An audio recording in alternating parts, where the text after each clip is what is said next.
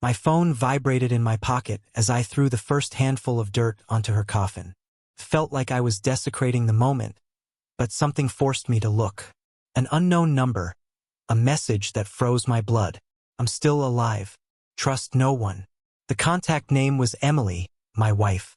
The same woman everyone was mourning inside that mahogany box in front of me. The dirt slipped through my fingers. I looked up, and for the first time since the funeral began, I truly saw my sons. Charles was impatiently adjusting his Italian tie. Gregory checked his Swiss watch every 5 minutes. Where was the grief? Where were the tears for the woman who brought them into the world? My name is William Johnson. I'm 68 years old, and until 3 days ago, I thought I knew my family. Now standing in front of the grave of Emily, my partner of 45 years, all I see are strangers. The priest finished his sermon as I put my phone away. The words were lost in the cold wind of the town where we built our life and where now supposedly Emily would rest forever. Our house was only a 20-minute drive from the cemetery, a mansion I built with the sweat of my own hands, starting from a small mechanic shop to becoming the owner of the largest chain of car dealerships in the state.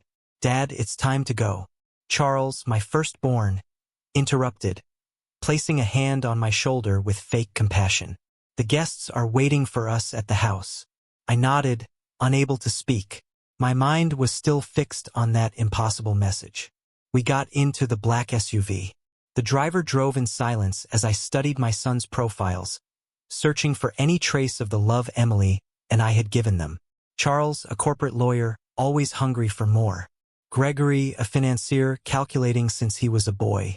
Both successful, both as cold as the marble of the headstone we had just left behind. The patio of the house was filled with people dressed in black. Neighbors, friends, business partners, local politicians. They all wanted to offer their condolences to old William Johnson, the man who had built an empire from scratch, the mechanic who became a millionaire. I shook hands automatically like a programmed doll while my mind replayed the last few days. Emily's death had been sudden. A heart attack while I was out of state closing the deal on a new dealership. By the time I got home, she had already been declared dead. They wouldn't let me see her. She's in bad shape, Dad. Gregory had said, we've already taken care of everything. The funeral was organized in record time. The casket is closed. And out of respect, Charles explained. My phone vibrated again as they served coffee in the main living room. The same number. Check the security videos of the house. May 10th, 3:40 p.m. back garage. May 10th was the day Emily died 3 days ago. Excusing myself, I walked to my office. I locked the door and turned on my computer. The security system had been Emily's idea last year after a robbery attempt in the neighborhood. 16 cameras distributed throughout the property. I accessed the files and selected the date. May 10th, I found the recording of the back garage. 3:38 p.m. Emily walks in normally, looking for something on the shelves. 3:39 p.m. Charles appears behind her. They argue. Emily shakes her head several times. 3:40 p.m. My son shoves my wife against the wall. He yells at her. She cries. 3:41 p.m. Gregory enters. He's holding something in his hand, a syringe. Between the two of them, they restrain Emily. 3:42 p.m. My wife falls to the floor. She convulses. My sons watch motionless. 3:43 p.m. Gregory checks his mother's pulse. He looks at Charles. He nods. I turned off the monitor. The buzz of conversations from the patio continued, oblivious to the hell I had just witnessed. My own sons had murdered my wife, and now they were out there receiving condolences, faking grief. Another message arrived. You'll find a letter in our special place. I love you, W. You're Emily. Our special place. Only Emily and I knew that code. It was the secret compartment behind the bookshelf in our bedroom where we kept important documents and some personal memories. With trembling legs, I went up the stairs to our room. Emily's scent still lingered in the air, her jasmine perfume, her lotions by the vanity, the bed where we had slept together for the last time just a week ago. I activated the mechanism on the bookshelf, which slid open silently, revealing a small safe. I entered the combination 230978, the date we met. Inside, I found a sealed manila envelope, my name written in Emily's unmistakable handwriting. I opened it with shaking fingers. My dearest William, if you are reading this, it means my suspicions were true. Do not trust our sons. For months, I've noticed strange behaviors. Conversations that stop when I enter a room. Unexpected visits from Charles when you're not home. Financial documents that disappear. I hired a private investigator. His name is Michael Sanders, a former federal agent. You will find his number at the end of this letter. He has all the proof. Charles and Gregory are in debt up to their necks. Failed investments, gambling, overvalued properties. They found out you changed your will last year, leaving a large part of our assets to charitable foundations. They couldn't accept it. I heard them, William. They were planning to eliminate both of us. First me, then you, a tragic accident, followed by your devastating depression and suicide. If I am dead when you read this, you must be careful. Pretend you know nothing. Contact Michael. He has prepared a plan. Forgive me for not telling you about this sooner. I wanted to protect you from this horrible truth. How do you tell a father that his sons are planning to murder him? I have loved you every day since I met you at that party all those years ago. You were my first and only true love. If I have died, do not mourn me for too long. Live my love. Get justice and then find peace. Forever yours, Emily. Tears blurred my vision. I held the letter to my chest as I sobbed silently. Emily had foreseen her death. She had tried to protect me until the very end. At the bottom of the envelope, I found a small card with a phone number and the name Michael Sanders. There was also a USB drive. I heard footsteps in the hallway. Quickly, I put the letter and the drive in the inside pocket of my jacket. I closed the safe and moved the bookshelf back into place just as the door opened. Dad, what are you doing up here alone? It was Gregory with a smile that I now saw was loaded with deceit. The guests are asking for you. I needed a moment, I replied, discreetly wiping my tears. Remembering your mother. Of course, I understand. His gaze scanned the room, pausing briefly on the bookshelf. Do you need help getting down? No, son. I'm fine. Gregory nodded and offered his arm. I took it, faking weakness, leaning on the arm of the man I had just watched kill his own mother. My body trembled, but not from grief. It was rage, a cold, methodical rage that was beginning to build inside me.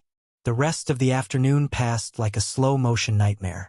I shook hands, received hugs, listened to words of comfort that slid off me without penetrating, all while watching my sons move among the guests like perfect hosts, receiving condolences for the mother they themselves had murdered. Richard Miller, my lawyer and friend of 30 years, approached me discreetly. William, whenever you need to go over Emily's papers. I'm at your disposal, he said in a low voice. There are certain matters we should attend to soon. What matters, Richard? I asked, studying his face. The life insurance mainly. Charles mentioned to me that Emily increased it a few months ago, a considerable sum. I had never heard about such an increase. Emily and I shared all financial decisions, or so I thought. We'll talk about it later, I replied, keeping my expression neutral. Maybe tomorrow when there are fewer people. Richard nodded and walked away. I watched him chat animatedly with Charles in a corner. Was my lifelong lawyer involved, too? How deep did this conspiracy go? By 8 o'clock, the last guests had left. The house fell silent, now inhabited by only 3 men, a devastated father, and 2 murderers. Dad, you should get some rest, Charles suggested, patting my back. It's been a very hard day for everyone. Yes, maybe you're right, I conceded, feigning exhaustion. Are you 2 staying here tonight? Of course, Gregory replied. We wouldn't think of leaving you alone right now. They didn't want to leave me alone. Of course not. The second part of their plan must already be in motion. Thank you, sons, I murmured, hugging them both, suppressing the urge to strangle them right there. I don't know what I'd do without you. I went up to my room, locked the door, and sat in the darkness. The silence of the house seemed to amplify the beating of my heart. I took out my phone and stared at Michael Sanders' number. It was almost 9 at night. Too late to call? I decided to send a message. This is William Johnson. Emily left me your letter. We need to talk. The reply came almost immediately. I've been waiting for you, Mr. Johnson. Do not use your regular phone to communicate with me. It is likely being monitored. In your garage under the red toolbox you will find a burner phone. Use it to call me. Trust no one inside your house. I stared at the message for a long time. Emily's paranoia had not been unfounded. She had prepared everything, anticipating the worst. I waited until the house was completely silent. At 11:30 p.m., I took off my shoes and slipped quietly out of the room. I went down the stairs, avoiding the steps that creaked, knowledge acquired from decades of living in this house. I crossed the kitchen and entered the garage. The red toolbox had been mine for years. I opened it carefully and lifted the top tray. Underneath, just as Michael had indicated, I found a small black cell phone with its charger. I turned it on. It had only one contact saved, MS. I returned to my room with the same stealth. Once safe with the door locked, I dialed the number. Mr. Johnson. A deep voice answered on the first ring. I'm deeply sorry for your loss. Are you Michael Sanders? Yes, sir. Your wife hired me 2 months ago. I have all the information you need, but we can't talk on the phone. We need to meet when? Tomorrow. Your sons are leaving at 10 a.m. to meet with the lawyer, Richard Miller. I know because I intercepted their communications. We'll have about an hour. There's a coffee shop on Mel's Avenue. The old one. I'll be at the back table at 10:15. I'll be there. I promised. Mr. Johnson, one last thing. The USB drive Emily left you. Do not look at it on your computer. Bring it with you tomorrow. And for God's sake, act normal. Your life depends on it. The call ended. I sat in the darkness holding that small phone as if it were a life raft in a stormy ocean. Through the window, the moon illuminated the garden that Emily had designed with so much love. The rose bushes she pruned every morning. The fountain where the birds drank at dawn. Everything seemed so normal, so peaceful, and yet my world had collapsed in a matter of hours. I lay down fully clothed, too alert to change or try to sleep. The clock read 12:30 a.m. when I heard soft footsteps in the hallway. Someone stopped in front of my door. The handle turned slowly, but the lock held. The footsteps moved away. Charles, Gregory, both. Had they come to check if their father was asleep or to execute the next phase of their plan? My regular phone vibrated on the nightstand. A text message from Charles. Dad, are you awake? I heard noises in your room. Do you need anything? Lies. More lies. I replied, I'm fine, son. Just can't sleep. Tomorrow is another day. Get some rest, Dad. We love you. We love you. The cruelest words I had ever read. The sunrise found me sitting by the window, watching the light transform Emily's garden. I hadn't slept. I hadn't cried anymore. The initial shock had given way to a steely determination. I showered and dressed carefully, choosing an outfit appropriate for a recent widower. A dark shirt, gray pants, the watch Emily had given me on our last anniversary. I put both phones and the USB drive in my pockets. When I went down to the kitchen, I found my sons making breakfast. Dad, we didn't expect to see you up so early, Gregory exclaimed, pouring coffee into porcelain cups. I couldn't sleep much, I replied, sitting at the table. The bed feels so empty without her. Charles placed a plate of fruit in front of me. Eat something, Dad. You need to keep your strength up. Thanks, son. I picked up a piece of melon and studied it carefully before bringing it to my mouth. Could it be poisoned? Was this how they planned to get rid of me? A toxic breakfast served by filial hands. By the way, Dad, Charles began, sitting across from me. Gregory and I have to go out for a bit this morning. Richard wants us to review some preliminary papers about, well, legal matters. Mom's will, Gregory clarified, always more direct. Life insurance issues, things that have to be taken care of, even if it's painful. I understand, I said, nodding slowly. What time will you be back? Before noon. For sure, Charles replied. Will you be okay alone for a little while? Of course. Maybe I'll go for a walk. The doctor always says walking is good for me. Good idea, Dad. But don't overdo it. We ate breakfast in an awkward silence, broken occasionally by trivial comments about the weather or sweetened memories of Emily. I barely touched my food, limiting myself to moving the fruit pieces around the plate and pretending to drink the coffee. At 9:45, my sons stood up simultaneously. "We should get going," Charles announced, checking his watch. "We'll be back soon, Dad." I walked them to the door, waving as Gregory's car pulled away down the driveway. The moment they were out of sight, I ran to my room. I grabbed a light jacket and the keys to my own car. The old coffee shop was a 10-minute drive. I parked a block away and walked the rest of the way, constantly looking around me. Paranoia was starting to set in, but perhaps it was justified. The place was small, cozy, with wooden tables and the aroma of freshly ground coffee filling the air. In the back, just as he had promised, a man in his 50s, heavy set with salt and pepper hair and a faint scar above his left eyebrow, raised his hand slightly as he saw me enter. I walked towards him, feeling the weight of curious gazes. No doubt my face had been in the local papers. "The widower of the day, Mr. Johnson." The man greeted, standing up and shaking my hand firmly. "Michael Sanders, please sit down." I sat across from Michael Sanders, feeling the weight of the world on my shoulders. The coffee shop was quiet at that hour, with only a few tables occupied by people engrossed in their own conversations. "First, Mr. Johnson, I need to make sure you weren't followed," Sanders said in a low voice, his eyes scanning the place. "Your sons have people working for them. People I know from the scene." "What scene?" I asked. "The criminal underworld of this city. I was a federal agent for 20 years. I know the local players," he paused. "And now some of them work for your sons." A chill ran down my spine.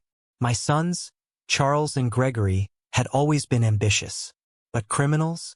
When did they cross that line? "Did you bring the USB drive?" I took the small device out of my pocket and handed it to him.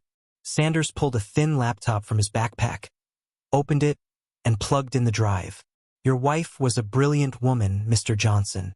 She started to suspect when she found documents forged with your signature, transfers to accounts in the Cayman Islands. She hired me to follow the money trail." "How much?" I asked, dreading the answer. $12 million siphoned over the last 3 years from your companies." He turned the screen towards me. "Here are the records. Forged signatures, ghost contracts with suppliers that don't exist." I looked at the documents, recognizing names of fake companies and supposed subsidiaries I had never authorized. My signature, perfectly mimicked, appeared at the bottom of each document. Emily discovered all of this by reviewing the financial statements. When she confronted Charles, he denied everything, but she had already gathered enough proof. "And that's why they killed her," I murmured, feeling a wave of nausea. "Yes, but there's more." Sanders pulled a folder from his backpack. "This is your wife's real autopsy. The official one was falsified by the medical examiner, an old friend of Charles." I opened the folder with trembling hands. The report was clear. Emily had died from poisoning with a substance called tetrodotoxin, a poison extracted from puffer fish, almost impossible to detect without specific tests. Tetrodotoxin causes progressive paralysis. "It looks like a heart attack," Sanders explained. Emily was digging too deep. She found out they weren't just planning to steal your entire fortune, but they were also involved in money laundering for the Jalisco cartel. "My son's working for drug traffickers." My voice was barely a whisper. "Your car dealerships were perfect for laundering money, fake sales, over-invoicing ghost customers." Sanders paused. "But Emily found the real records. It's all on this drive. And why did I receive messages from her number after she died? She set everything up. She asked me to configure an automated system. If she didn't respond to a certain code within 24 hours, the messages would start being sent. An insurance policy just in case her suspicions were true." I felt like I couldn't breathe. My Emily, always so smart, so cautious, fighting this conspiracy alone, while I, blind with trust, continued to believe in the perfect family we had built. "So what now, Mr. Sanders? Do we go to the police?" "We can't trust the local police. The chief, Hernandez has been on your son's payroll for years. We need to go directly to the federal prosecutor's office in the capital. But first, I need irrefutable proof, I said, feeling a cold determination replace the pain. I want confessions. I want to hear from their own mouths why they killed their mother. Sanders looked at me intently. That's dangerous, Mr. Johnson. I'm already dead to them, aren't I? They're just waiting for the right moment. Well, we're going to give them that moment. The plan was simple but risky. I returned home before my sons, acting like the devastated father they expected to see. When they arrived from the lawyer's office, I noticed a certain tension in their faces. Everything okay with Richard? I asked innocently. Yes, Dad. Just boring paperwork, Charles replied, avoiding my gaze. I'd like to review those documents. After all, she was my wife. Gregory exchanged a quick glance with his brother. Of course, Dad. Maybe tomorrow. You should rest today. Actually, sons, I'd like to talk to you tonight about the future, about the companies. This immediately caught their attention. Greed shone in their eyes like coins in the sun. Of course, Dad, Charles said, suddenly interested. Whenever you want, after dinner in my office. I retreated to my room, pretending I needed to rest. In reality, I contacted Sanders on the burner phone. Everything was ready. He and two trusted former federal agents would be hidden in the garden, ready to intervene if anything went wrong. Dinner passed in an uncomfortable silence. Rosie, our lifelong cook, had prepared my favorite dish. I didn't take a bite, claiming a lack of appetite. In truth, I was still afraid they might try to poison me. Let's go to the office, I finally said, getting up from the table. My office was my sanctuary. Dark wood walls, floor-to-ceiling bookshelves, my mahogany desk inherited from my father. In a display case, I kept my collection of antique watches, a passion I shared with Emily. On the desk, photographs of our life together. Our wedding, the birth of Charles, of Gregory, trips, anniversaries, a life I thought was perfect. I sat behind the desk while my sons took the leather armchairs in front of me. Under my clothes, I wore a small recording device provided by Sanders. Sons, I began. I've been thinking a lot since Emily left us. About life, about our legacy. They both nodded with solemn expressions. So well rehearsed they were almost convincing. I've decided to move forward with the succession of the companies. I want to retire completely. Their faces lit up like Christmas trees. Are you sure, Dad? Charles asked, trying to hide his excitement. It's too soon after, Mom. On the contrary, your mother's death has made me see that life is too short. I want to enjoy my final years without worries. That's a very wise decision, Gregory intervened, leaning forward. We'll take care of everything. There's something else, I added, carefully measuring my words. Emily's life insurance. Richard mentioned it was a considerable sum. They exchanged another quick glance.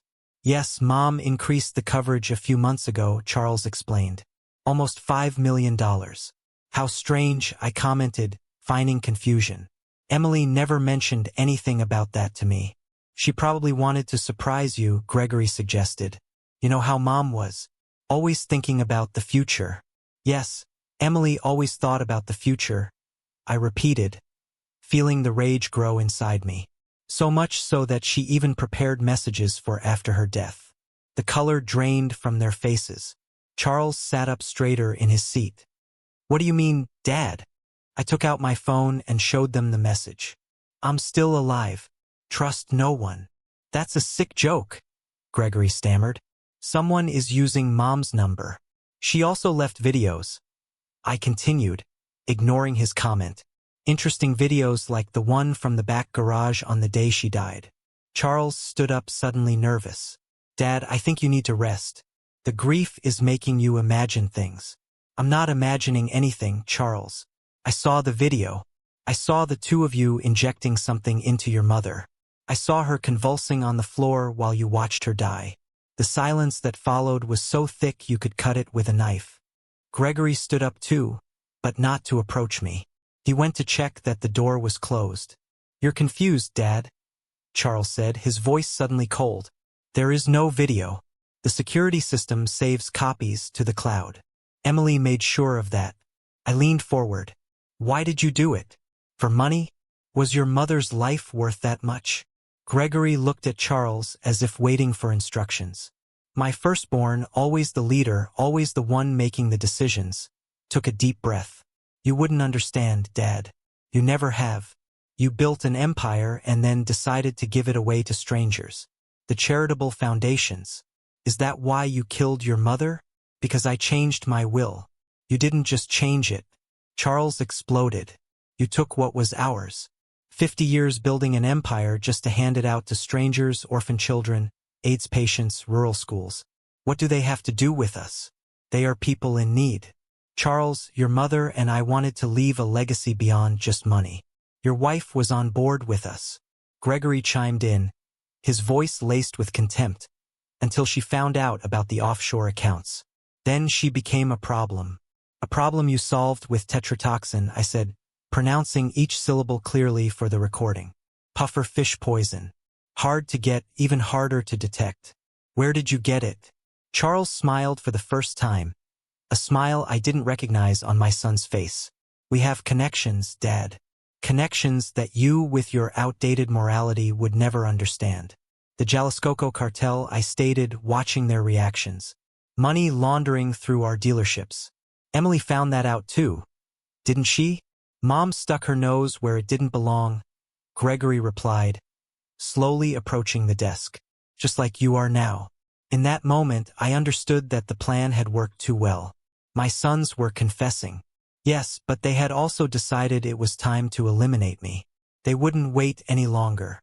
The dose for you will be larger, Charles said, reaching into his jacket pocket. We won't make the same mistake we did with Mom. She suffered too much. You care so much that you'll give me a painless death? I asked, feeling my voice break for the first time. Is this the love that Emily and I taught you? Love doesn't pay debts, Dad. Gregory answered coldly. And we have a lot of them. Charles pulled a syringe from his pocket. The clear liquid inside glistened under the lamplight. My own death contained in a glass cylinder. It will be quick, he promised, walking around the desk to get to me. Then they'll find your body. The widower who couldn't bear the loss of his beloved wife. So romantic. So tragic. I pressed the emergency button on the device hidden under my clothes. The signal for Sanders. There's something you should know, I said, buying time. Emily isn't dead. They both stopped, confused. What nonsense are you talking about? Charles snapped. The body you buried wasn't Emily's. It was a decoy. She's in hiding, waiting for the right moment to present all the evidence against you. It was a desperate lie, but it worked. Doubt flickered across their faces. Gregory pulled out his phone. Call the medical examiner. He ordered his brother. Make sure it was her. At that precise moment, the office doors burst open. Michael Sanders and his two partners stormed into the room, guns drawn, federal agents on the ground now. Charles, with the syringe still in his hand, lunged at me. A shot rang out in the room. The bullet hit his shoulder, sending him to the floor, screaming in pain. The syringe rolled away. Gregory, ever the calculator, immediately raised his hands. This is a misunderstanding, he said in his best lawyer voice. We were just having a family conversation. A conversation about how you killed your mother and were planning to kill your father. Sanders replied, cuffing him. Is it all on tape, Mr. Johnson? I nodded, unable to speak. Seeing my sons in handcuffs, Charles bleeding on the floor, Gregory's mask of composure finally shattered. It was an image I had never imagined. Not even in my worst nightmares.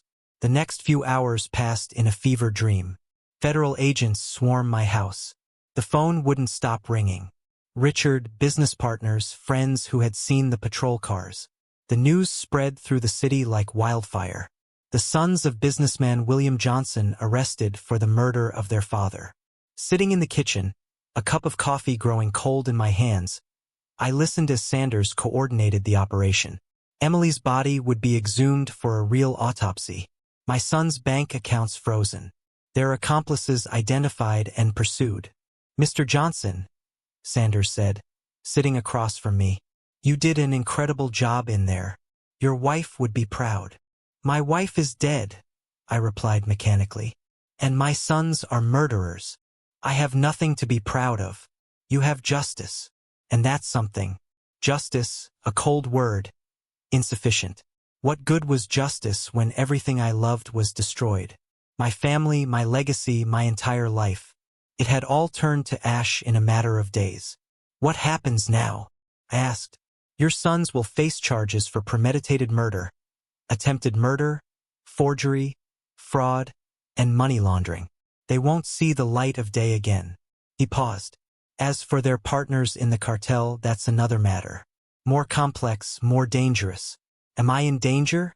Temporarily, yes. The cartel won't appreciate their laundering operations being exposed.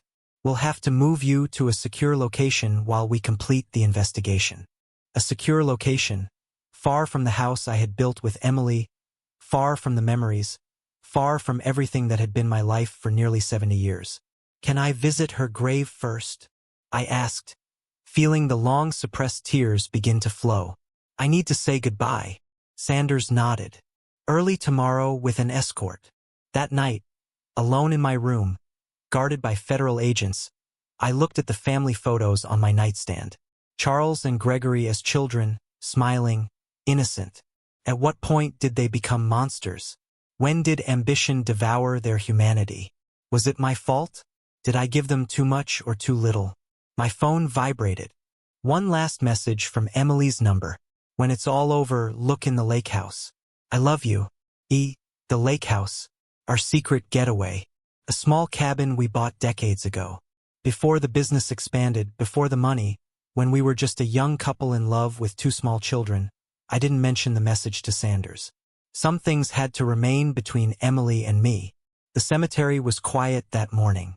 Dew covered the tombstones like the earth's tears. 2 federal agents escorted me, keeping a respectful distance as I knelt before Emily's grave. I kept my promise, my love, I whispered, placing white roses on the cold marble. Those responsible will pay. But at what cost? Our family is destroyed. The wind rustled the leaves in the trees, as if Emily were answering from somewhere beyond my understanding. I don't know how to go on without you. Without them, I'm alone now. I traced my fingers over her name carved in the stone. Emily Martinez Johnson, 1955 to 2025. Beloved wife and mother. The irony of that last word was unbearable now. As I stood up, I noticed something unusual. A small crack in the headstone just below her name. Examining it closer, I saw it wasn't a natural crack. Someone had etched with some fine instrument a tiny message. LH0522 Lake House, Maytuck. 5 days after her death. My heart raced. What did this mean? Another message from Emily prepared before she died, or something more impossible, more unthinkable? I said nothing to the agents. Some answers I had to find alone. 3 weeks later, the case was in full swing. The exhumation confirmed the presence of tetrodotoxin in Emily's body. The offshore accounts were traced. The connection to the cartel was exposed. Charles and Gregory, held in preventive custody, had pleaded not guilty despite the recordings. Richard Miller, my lifelong lawyer, turned out to be involved as well. He had forged documents and helped launder money. I was now living in a safe apartment in the city under federal protection. My business empire was in the hands of temporary administrators while the legal situation was sorted out. My life on pause. On May 20th, I requested permission to visit our cabin at the lake. I need to retrieve personal documents, I explained. They assigned 2 agents as my escort. The cabin was just as I remembered it, small, cozy, with its wooden dock stretching out over the lake. We had been happy here, truly happy before money and ambition tainted everything. I need a few minutes alone, I asked the agents, who nodded and remained outside, watching the surroundings. Inside, time seemed to have stood still. The same rustic furniture, the same photos on the walls, the same smell of wood and memories. I searched everywhere. Closets, drawers, under the floorboards. Nothing. Finally, I went to the small attic, accessible only by a folding ladder in the ceiling. There, among boxes of memories and old clothes, I found a sealed manila envelope, my name written in Emily's unmistakable handwriting. With trembling hands, I opened it. Inside was a letter, a small key, and a recent photograph. The photo showed a white house with a red-tiled roof surrounded by trees. I didn't recognize it. I began to read the letter. My dearest William, if you are reading this, it means you found my messages and things have gone according to plan. I am so deeply sorry for the pain you must be feeling now. What I am about to tell you will seem impossible, but you must believe me. I discovered our son's plans months ago. Not just the theft, not just the money laundering. I found out they were planning to kill us both. I hired Michael Sanders to investigate, but I also made my own preparations. I knew they were coming for me first. I heard them discussing it one night in Charles's office when they thought I was asleep. On May 8th, when you traveled out of state, I put my plan into motion. The woman you buried was not me, William. She was Maria Dolores Vasquez, a terminally ill patient from the hospital where I volunteer. No family, no one to claim her. She passed away that morning from natural causes. I paid the hospital director and the morgue attendant to falsify the records. Her body was taken to our house. I went into hiding. I watched from a distance as Charles and Gregory discovered the body. How they faked their grief. How they prepared for your return and the sham of the funeral. I am alive, William. Hiding in a small town in Portugal where no one knows me. The address is on the back of this letter. The key is to our new house. I know it's a lot to ask. I know it seems insane. But if you still love me, if you can forgive me for this necessary lie, come to me. We'll start over. Far from all the horror our sons created with eternal love. Emily. I reread the letter again and again, unable to process its contents. Emily alive. Another woman's body in her grave. It was too fantastic, too unbelievable. And yet the text messages, the inscription on the headstone, this letter in her unmistakable hand. I turned the paper over. An address in CRA, Portugal. A small town known for its palaces and lush gardens. A place where two old people could disappear and start over. The world I thought I knew had completely fallen apart. My sons were murderers. My wife, supposedly dead, might be alive on the other side of the ocean. My entire life an elaborate lie. What was I supposed to do? Inform the authorities? Keep the secret? Fly to Portugal to find out the truth? I put the letter in my pocket and climbed down from the attic. The agents were still waiting outside, oblivious to the earthquake that had just shaken my existence. Did you find what you were looking for, Mr. Johnson? One of them asked. Yes, I replied, feeling a decision begin to form inside me. I found exactly what I needed. Back at the safe apartment, I sat by the window, watching the city spread out below at sunset. In my hand, the small key Emily had left in the envelope. In my mind, 1,000 unanswered questions. If Emily was really alive, why not contact the authorities directly? Why the elaborate charade? Why allow another woman to be buried in her place? The answer, painful but clear, was the same one that explained my son's actions. Fear. Emily had discovered that our own children were planning to murder us. Who could she trust with such a horror? Who would believe her? Worse, who would protect her when the murderers were the respected heirs to the Johnson Empire with connections all over the city? Her plan, though extreme, had worked. It had exposed our sons. It had protected my life. And now it offered me a way out. A second chance. My phone rang. It was Sanders. Mr. Johnson, we have a problem. Charles has managed to communicate with his cartel contacts from prison. They've put a price on your head. How much am I worth to my own son? I asked with bitter irony. $1 million. We're gonna have to move you again. Maybe out of the country. Out of the country? As if fate itself were conspiring to push me towards Emily. I need a few days to arrange some personal matters, I replied.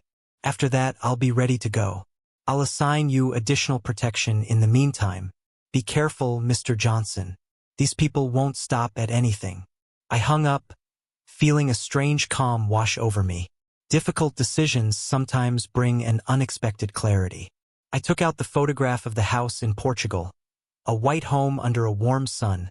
A new beginning. The question was, Did I deserve that new beginning? Could I live with the lie, with the deceit, even if it was for protection? And more importantly, could I forgive Emily for allowing another woman to be buried in her place? For orchestrating this elaborate sham? For not trusting me enough to share her suspicions from the start?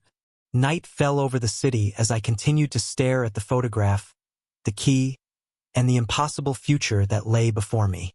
A future built on ashes, on lies, on betrayals. A future that, despite everything, held the only light that had ever guided my path. Emily, the decision kept me awake all night. The safe apartment with guards posted at the door felt like a gilded cage. In my hand, the key to a house in Portugal. In my heart, a storm of conflicting emotions. At dawn, I picked up the burner phone Sanders had given me and dialed a number I had never used before. "I need to get out of the country," I said when he answered without anyone knowing. There was a long silence on the other end of the line. "You found something at the lake house, didn't you?" His voice sounded tired, resigned. "You knew?" I asked, feeling rage ignite within me. "You knew Emily is alive." Another silence. "I suspected it," he finally admitted. "There were inconsistencies in the autopsy. The body didn't exactly match your wife's medical records. But I had no proof and you needed justice." Justice? The word tasted bitter in my mouth. What justice is there in this? Sanders. An innocent woman is buried in my wife's grave, and my sons are in prison for a murder they didn't commit. "Your sons tried to kill you," he reminded me harshly. "They stole millions. They laundered money for drug traffickers. Maybe they didn't kill your wife, but they are criminals who deserve to be where they are." He was right, of course.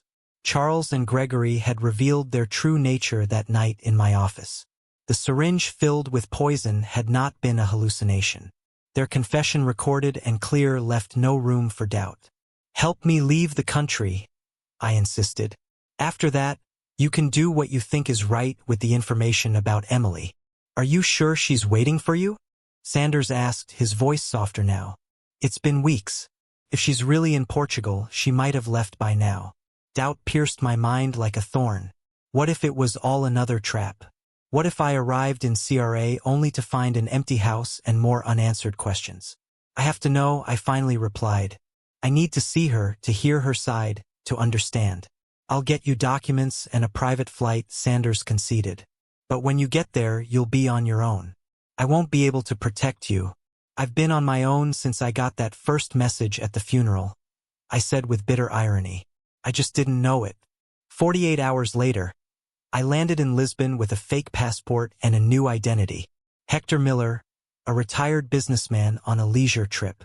Sanders had kept his word, facilitating my departure from the country without alerting official authorities.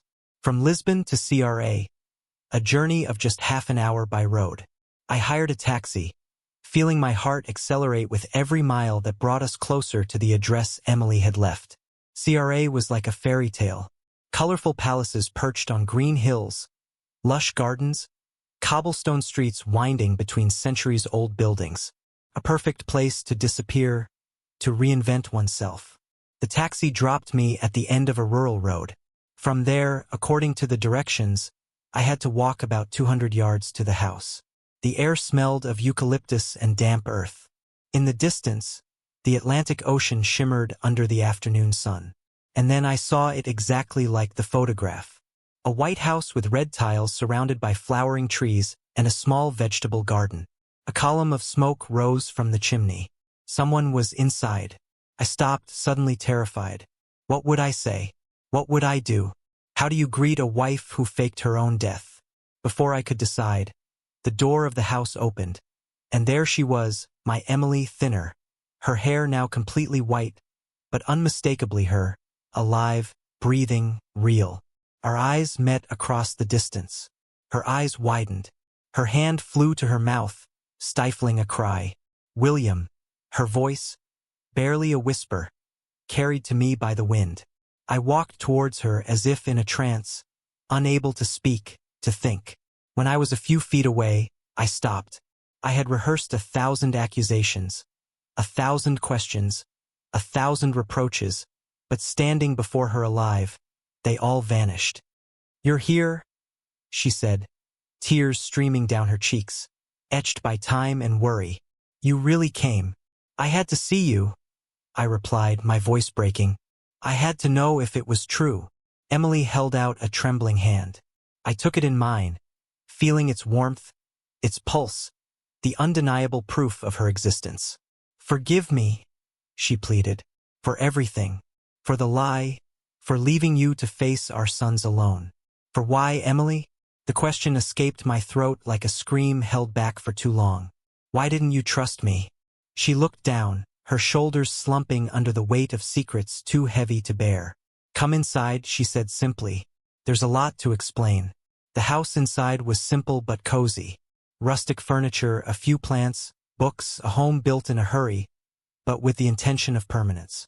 On the wall, a single photograph. The two of us, young, smiling, in front of our first house. When I found out what our sons were planning, Emily began, pouring tea into ceramic cups. "I wanted to tell you immediately, but then I found this." She pulled a notebook from a drawer. I recognized it instantly. Charles's personal planner. She handed it to me, open to a specific page. There, in my firstborn's neat handwriting, a terrifying plan was detailed. "Dad is getting suspicious. Too many questions about the new contracts. If he finds out the truth, we'll lose everything. Plan B is in motion." Plan B was to eliminate both of us, Emily explained. "But they were afraid that if you died first, the authorities would suspect something. I was the initial target.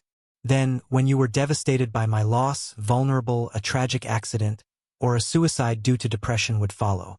Why didn't you go to the police?" I tried. Her voice hardened. "I went to see Commissioner Hernandez. He listened patiently, and then he called Charles while I was still in his office. He told him his paranoid mother was making up conspiracies. The horror of her situation began to dawn on me, alone with no one to trust. Not even her husband, as warning me could have accelerated our son's murderous plans. I hired Sanders," Emily continued, "a former Fed, no connection to the local police. He started investigating discreetly, but time was running out. Charles and Gregory were getting more impatient, more careless. I heard them arguing about dates, about methods, about alibis, and so you decided." I couldn't finish the sentence. The enormity of her decision left me speechless. To disappear, she completed, to give them what they wanted. My death, but on my terms, controlled, documented, a trap that would eventually expose them. "Maria Dolores Vasquez," I said, remembering the name from the letter. "The woman we buried." Emily nodded, her eyes clouding with sorrow. "A terminal patient, no family, no one to mourn her. I promised her that her body would not be forgotten, that it would rest in a place where it would receive flowers and prayers. It's not a good enough justification, I know." I stood up, unable to remain seated under the weight of these revelations. I walked to the window, looking out at the flowering garden under the Portuguese sun. Paradise built on deceit. "Our sons tried to kill me, Emily, with the same tetrodotoxin they supposedly used on you. They're in prison now, facing life for your murder." "I know," she replied quietly. "Sanders kept me informed. It wasn't the original plan, but what?" I turned to her, feeling anger replaced the initial shock. "What did you think would happen?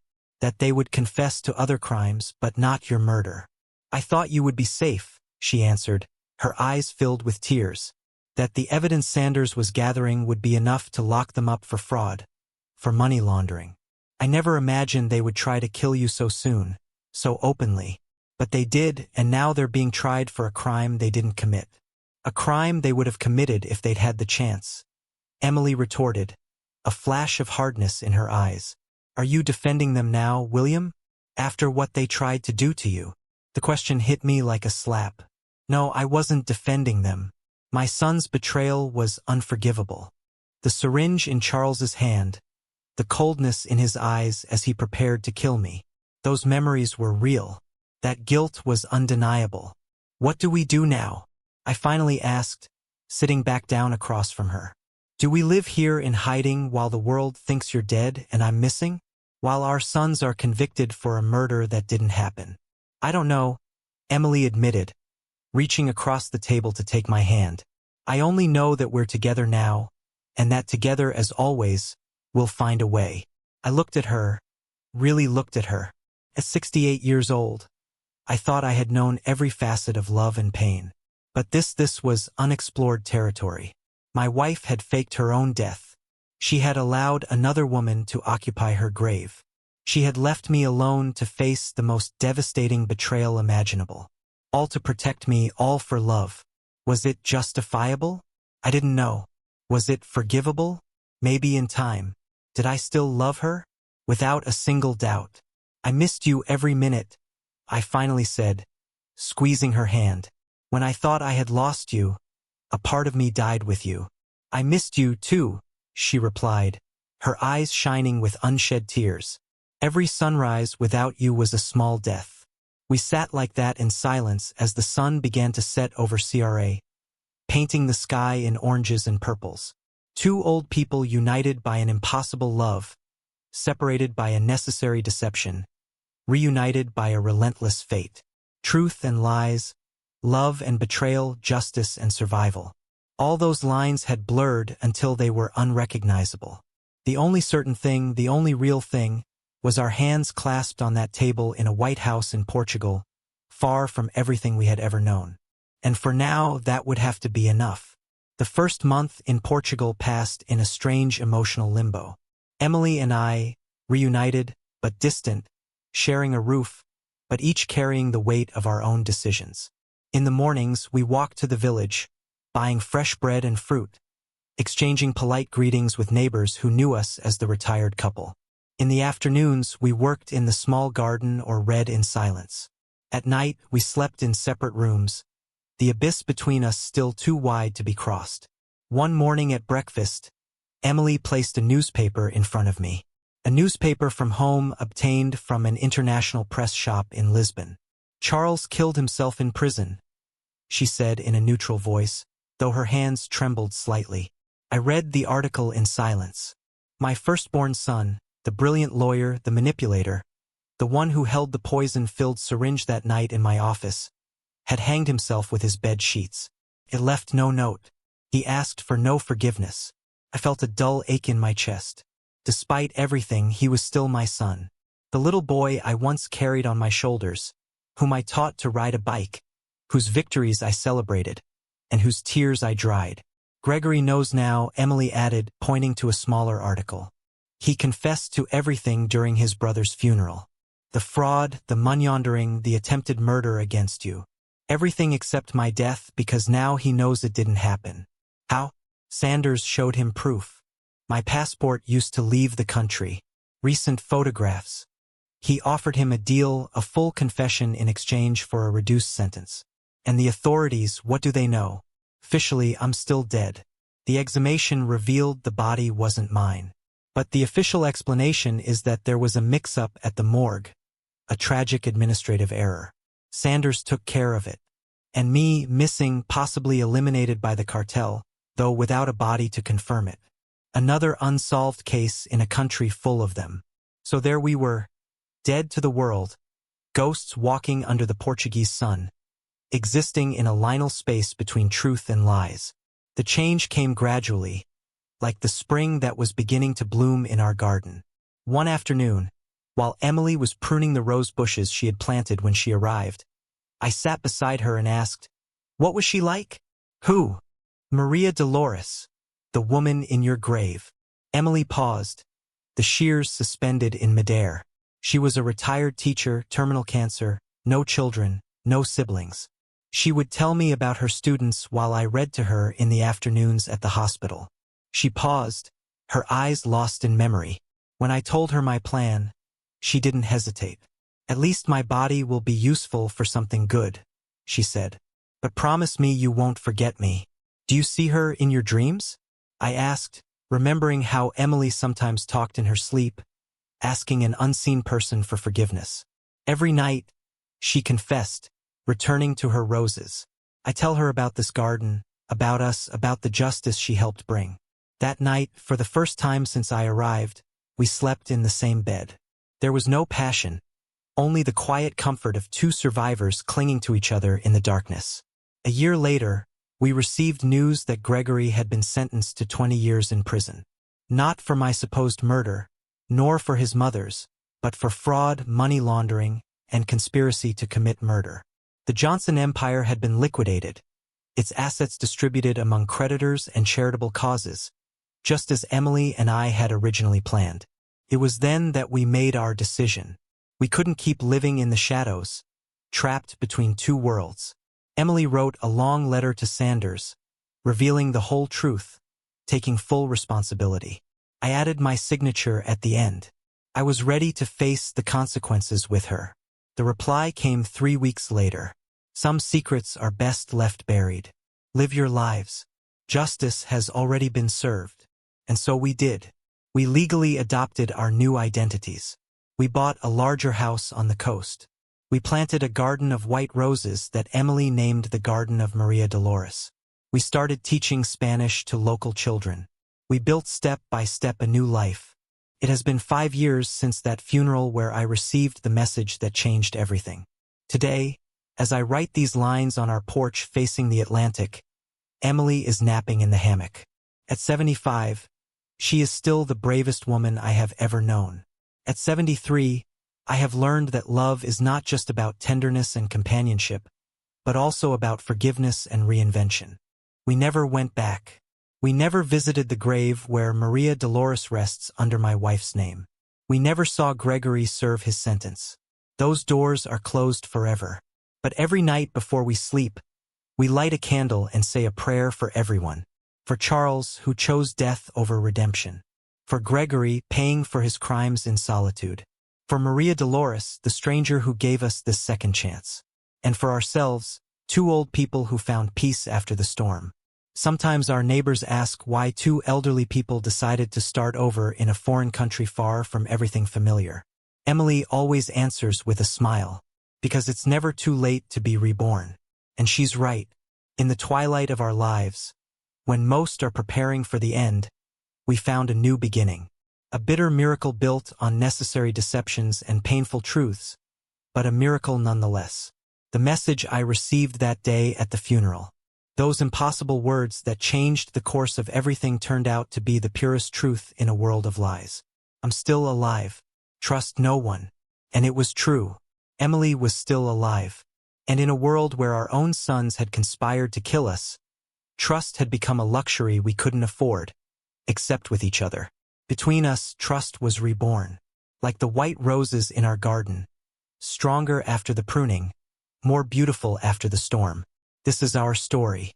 A story of betrayal and redemption, of death and rebirth. The story of how I lost my family, my country, and my name, but found in exile and forgiveness. A peace I never thought possible. And if there is a lesson in all of this, it is that life, even in its darkest moments, always holds surprises. Some devastating, others miraculous. The trick is to keep breathing, to keep loving, to keep living until you find out which one is waiting for you around the corner. In my case, it was an impossible message on a phone during a funeral. In yours, who knows? But keep your eyes open and your heart ready. You never know when life will send you your own message from beyond.